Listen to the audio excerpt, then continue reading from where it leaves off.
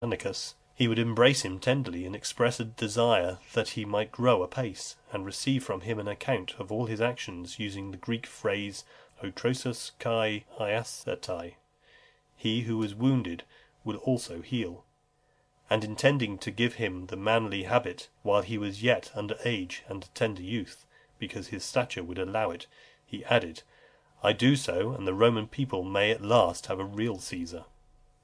Soon afterwards he made his will, and had it signed by all the magistrates as witnesses, but he was prevented from proceeding further by Agrippina, accused by her own guilty conscience, as well as by informers of a variety of crimes.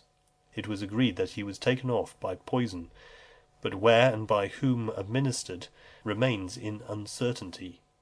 Some authors also say that it was given him as he was feasting with the priests in the Capitol, by the eunuch Halotus, his taster. Others said by Agrippina, at his own table in mushrooms, a dish of which he was very fond. The accounts of what followed likewise differ. Some relate that he instantly became speechless, was racked with pain through the night, and died about daybreak. Others, that at first he fell into a sound sleep, and afterwards, his food rising, he threw up the whole, but had another dose given him, whether in water gruel, under pretence of refreshment after his exhaustion, or in a clyster as if designed to relieve his bowels, is likewise uncertain. His death was kept secret until everything was settled relative to his successor. Accordingly, vows were made for his recovery, and the comedians were called to amuse him, as it was pretended by his own desire.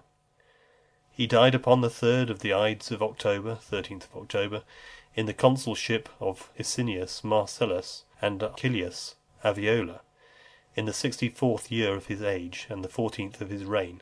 His funeral was celebrated with the customary imperial pomp, and he was ranked amongst the guards.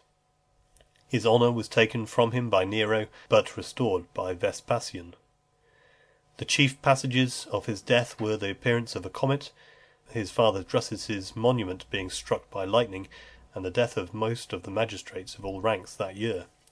It appears from several circumstances that he was sensible of his approaching dissolution, and made no secret of it. For when he nominated the consuls, he appointed no one to fill the office beyond the month in which he had died. At the last assembly of the Senate in which he had made his appearance, he earnestly exhorted his two sons to unity with each other, and with earnest entreaties commanded to the fathers the care of their tender years.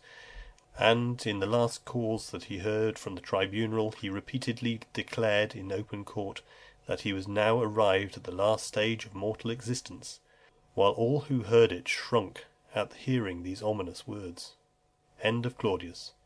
Recording by Alan Steely, Bristol, UK.